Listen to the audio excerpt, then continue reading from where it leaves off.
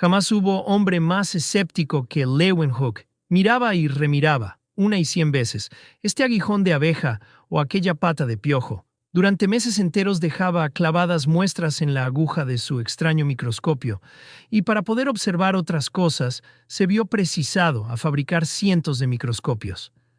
Así podía volver a examinar los primeros especímenes y confrontar cuidadosamente el resultado de las nuevas observaciones. Solo hasta estar seguro de que no había variación alguna en lo que atisbaba, después de mirarlo y remirarlo cientos de veces, solo entonces hacía algún dibujo de sus observaciones. Y, aún así, no quedaba del todo satisfecho y solía decir: la gente que por primera vez mira por un microscopio dice, ahora veo una cosa, luego me parece diferente. Es que el observador más hábil puede equivocarse. En estas observaciones he empleado más tiempo del que muchos creerían, pero las realicé con sumo gusto, haciendo caso omiso de quienes me preguntaban que para qué me tomaba tanto trabajo y con qué finalidad. Pero yo no escribo para estas gentes, sino para los filósofos. Así, durante 20 años, trabajó en completo aislamiento. En aquel tiempo, la segunda mitad del siglo XVII, surgían nuevos movimientos en todo el mundo. En Inglaterra, Francia e Italia, hombres singulares comenzaban a dudar de aquello que hasta entonces era considerado como verdad. Ya no nos callamos porque Aristóteles afirme tal cosa o el Papa tal otra, decían estos rebeldes.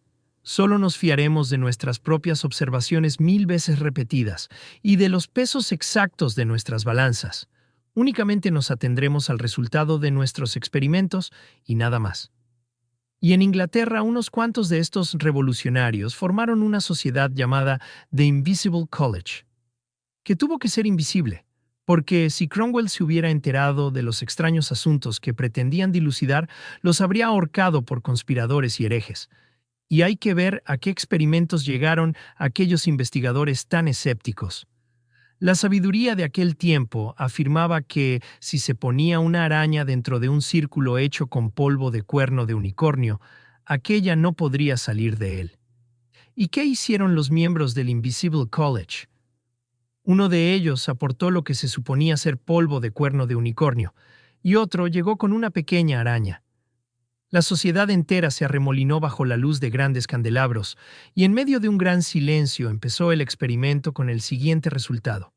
Se hizo un cerco con polvo de cuerno de unicornio, colocando una araña en el centro, pero inmediatamente la araña salió corriendo fuera del círculo. ¡Qué elemental!, pensaríamos hoy. Naturalmente, pero recordamos que entre los miembros de aquella sociedad se encontraba Roberto Boyle, fundador de la química científica, y también Isaac Newton. Así era el Invisible College, y al ascender Carlos II al trono, el college salió de la clandestinidad, alcanzando la dignidad de Real Sociedad de Inglaterra. Sus miembros fueron el primer auditorio de Leeuwenhoek. En Delft había un hombre que no se reía de Antonio van Leeuwenhoek. Era Regnier de Graaf, a quien la Real Sociedad nombrara miembro correspondiente por haberla informado sobre sus estudios del ovario humano. Aunque ya en ese entonces Leeuwenhoek era muy huraño y desconfiado, permitió a Graaf que mirase por aquellas diminutas lentes, únicas en toda Europa. Después de mirar por ellas, Graaf se sintió avergonzado de su propia fama y se apresuró a escribir a sus colegas de la Real Sociedad. Hagan ustedes que Antonio van Leeuwenhoek les escriba sobre sus descubrimientos. Con toda la ingenua familiaridad de un campechano que no se hace cargo de la profunda sabiduría de los filósofos a quienes se dirige, Leeuwenhoek contestó al ruego de la Real Sociedad. Fue una misiva larga, escrita en holandés vulgar, con digresiones sobre cuánto existe bajo las estrellas. La carta iba encabezada así: exposición de algunas de las observaciones, hechas con un microscopio ideado por Mr. Leeuwenhoek, referente a las materias que se encuentran en la piel, en la carne, etc., al aguijón de una abeja, etc. La Real Sociedad estaba absorta. Aquellos sofisticados y sabios caballeros quedaron embobados, y les hizo gracia. Pero sobre todo, la sociedad quedó asombrada de las maravillas que Leeuwenhoek aseguraba haber visto a través de sus lentes. Al dar las gracias a Leeuwenhoek, el secretario de pie de la Real Sociedad le dijo que esperaba que esa su primera comunicación fuera seguida de otras. Y lo fue, por cientos de ellas en el transcurso de 50 años. Eran unas cartas en estilo familiar, saturadas de sabrosos comentarios sobre la ignorancia de sus vecinos, exponiendo las imposturas de los charlatanes y refutando supersticiones añejas. Entreveraba reportes de su propia salud, pero entre párrafo y párrafo de esta prosa familiar, los esclarecidos miembros de la Real Sociedad tenían el honor de leer descripciones inmortales y gloriosas de los descubrimientos hechos con el ojo mágico de aquel tendero de Delft. ¿Y qué descubrimientos? Cuando se para mientes en ellos, muchos de los descubrimientos científicos fundamentales nos parecen sencillísimos. ¿Cómo explicarnos que por miles de años los hombres anduvieran a tientas sin ver lo que tenían ante sus ojos? Lo mismo sucedió con los microbios. Hoy en día casi no hay nadie que no los haya contemplado haciendo cabriolas en la pantalla de algún cinematógrafo. Gentes de escasa instrucción los han visto nadar bajo las lentes de los microscopios, y el más novato de los estudiantes de medicina está en posibilidad de mostrarnos los gérmenes de cientos de enfermedades. ¿Por qué fue tan difícil, pues, descubrir los microbios? Pero dejemos a un lado nuestra petulancia y recordemos que cuando Leeuwenhoek nació no existían microscopios, sino simples lupas o cristales de aumento a través de los cuales podría haber mirado Leeuwenhoek hasta envejecer, sin lograr descubrir un ser más pequeño que el ácaro del queso. Ya hemos dicho que cada vez perfeccionaba más sus lentes, con persistencia de lunático, examinando cuánta cosa tenía por delante, tanto las más íntimas como las más desagradables. Pero esta aparente manía le sirvió como preparación para aquel día fortuito en que a través de su lente de juguete, montada en oro, observó una pequeña gota de agua clara de lluvia. Lo que vio aquel día es el comienzo de esta historia. Leeuwenhoek era un observador maniático. Pero ¿a quién, sino a un hombre tan singular, se le habría ocurrido observar algo tan poco interesante? ¿Una de las millones de gotas de agua que caen del cielo?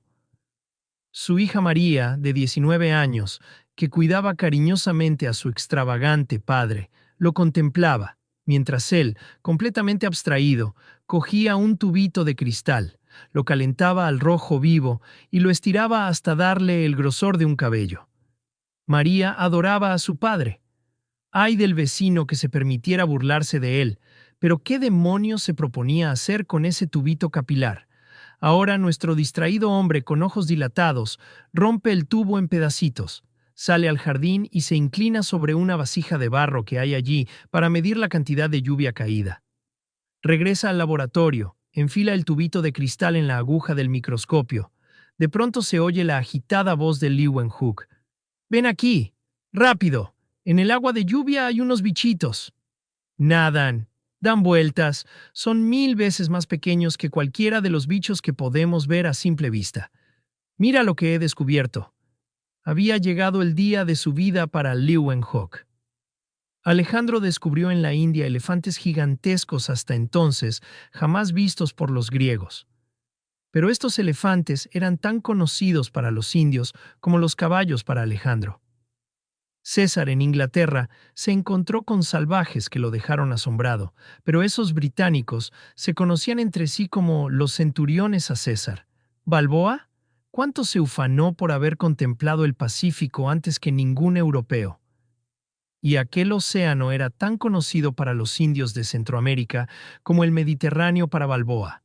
Pero Leeuwenhoek, este conserje de Delft, había admirado un mundo fantástico de seres invisibles, a simple vista, criaturas que habían vivido, crecido, batallado y muerto, ocultas por completo a la mirada del hombre desde el principio de los tiempos.